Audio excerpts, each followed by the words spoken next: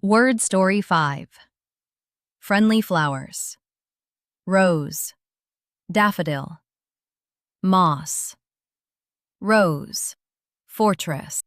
Yewn.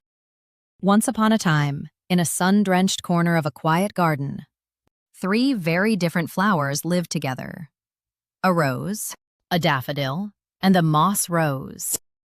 The rose was the queen of the garden, elegant and tall.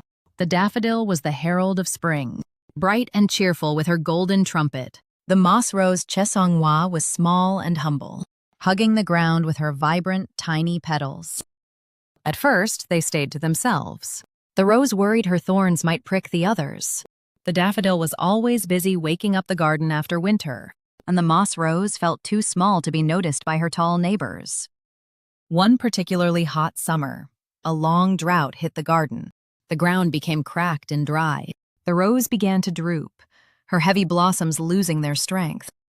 The daffodil, whose bulbs were deep underground, felt the heat rising and struggled to stay upright.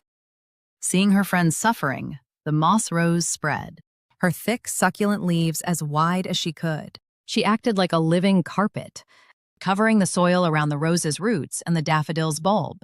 By shading the earth, she kept the moisture from evaporating. "Thank you, little one," the rose whispered, feeling the cool earth beneath her. "You are protecting us."